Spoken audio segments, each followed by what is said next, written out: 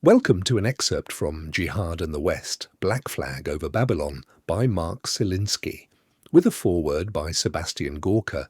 It was published by Indiana University Press in Bloomington and Indianapolis.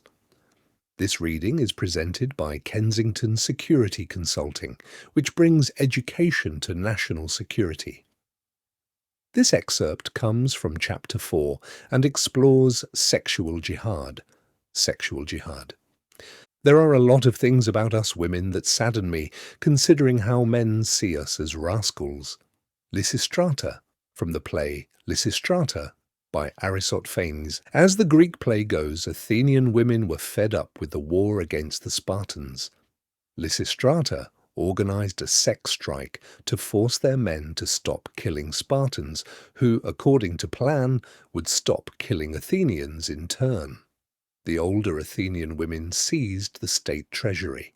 The men, without money to buy wine or women to enjoy, made peace with each other, laid down their arms, and revelled in Bacchus and women. But this is not the story of the Islamic State. In the Caliphate, sexual jihad is the obligation for women and girls to provide male jihadis with sexual outlets to relieve the pent-up frustrations brought on by combat. Sexual intercourse is a recurring theme in Islamic sacred texts: when to have it, with whom to have it, where to have it, and the consequences of having it improperly. All kinds of advice about sex are given by the Islamic State. Posters in public places in Mosul read, "We call upon the people of this country to bring their unmarried girls so they can fulfill their duty in sex jihad for their warrior brothers in the city." There is the groupie effect. Some women are drawn to the sexual jihad because of the charisma and daring-do of the Caliphate's alpha males. The Caliphate's propagandists use Jihadis to play on the hormonal drives of young women and girls.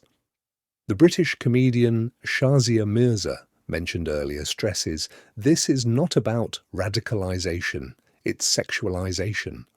The repressed, sexually driven teenage girls have built a fantasy world around their longing for romance and adventure. Mirza argued that for them, state fighters promise no-guilt halal sex of which Allah approves. The matrimonial pairing is sometimes facilitated by a fixer who acts as a matchmaker. There is also an electronic facilitator, Jihad matchmaker. Women seeking husbands may submit a photo of themselves and men may select a woman. Women already living in Syria have more options. As one female jihadi tweeted, "They'll get a male foreign fighter in a room, and the girls will all walk up and down covered, and the fighter will have the opportunity to look at their face, and he will choose one."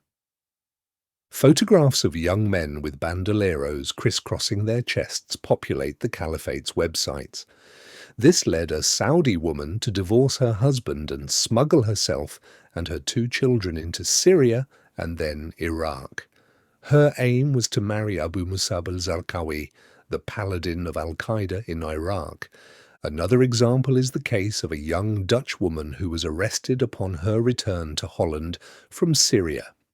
Earlier, she had gone to Raqqa to marry a Dutch-Turkish jihadist who had served in the Dutch military. She found him irresistibly attractive. The young woman's mother explained her daughter's overheated imagination. She saw him as a sort of Robin Hood. The mother made the dangerous trip to fetch her daughter from Syria. She succeeded, and the romantic adventure was over. War widows, it's like a celebration. The call for sexual jihad has had some successes and failures. Besotted women have trekked to the Middle East, but their sojourns usually do not end in the Gothic romance they expected. Some are initially glad to sexually service the warriors, but most soon regret their decision.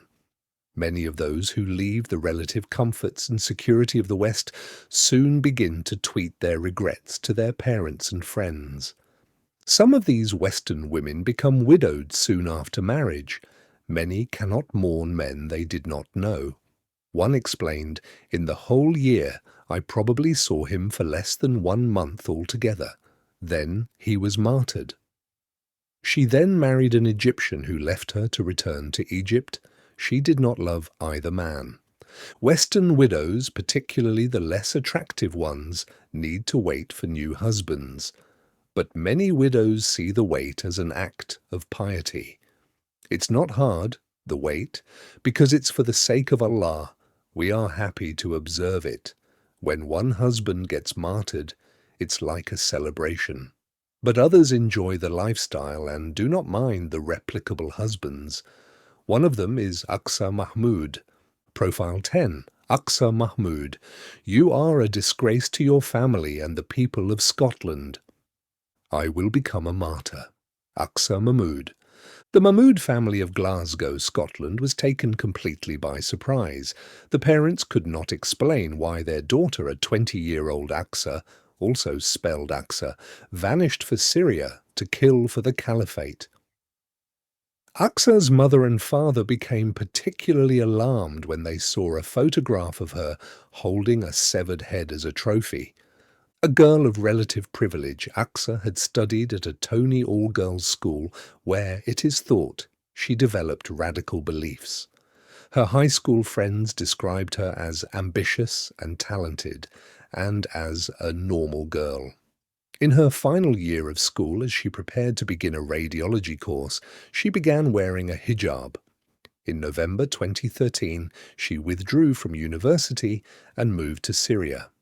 Something had happened to her. By September 2014, Mahmud had a new family in Syria and was encouraging her Facebook fans to follow her lead. The family you get in exchange for leaving the ones behind is like the pearl in comparison to the shell you threw away into the foam of the sea. She married an Islamic State fighter in Syria who was killed in battle, and she penned a survival guide for jihadi war widows. Her blog commentary soon became morbid, and she became a leader of an all-women morality police force. She saluted her sisters' desires and cravings to participate in the battlefield and give away your blood. She was in her element. Aqsa has developed an international fan club, but her parents have yet to join. Her mother and father openly and repeatedly pled to Aqsa to return home, where she would be forgiven and loved. They whispered that they had raised her with love and affection in a happy home. But she no longer loves her parents. She belongs to the Caliphate. In her words, I belong only to our beloved Emir, destroyer of the enemies, Abu Bakr al-Baghdadi, and to the Islamic State. Aqsa's parents' initial hope turned to anger and then despair. They called her a bedroom radical. They also sent a message to Aqsa. You are a disgrace to your family and the people of Scotland. Your actions are a perverted and evil distortion of Islam. Mr. Mahmud is haunted by the last words his daughter said to him. She promised, I will see you on the day of judgment. I will take you to heaven. I will hold your hand. I will become a martyr. According to her father, that's what she said. This concludes a reading from Jihad and the West, Black Flag over Babylon, by Mark Selinsky, with a foreword by Sebastian Gorka. If you enjoyed this, please consider subscribing and pressing the like button. Jihad and the West is available for purchase online and in select bookstores worldwide. Dr. Selinsky's latest book, Cauldron of Terror, Hamas, Israel and the World, will be available in spring 2026. Nothing in this reading or any other reading in Jihad and the West represents the official position of any person or agency of the United States government. On behalf of Kensington Security Consulting, thank you for listening.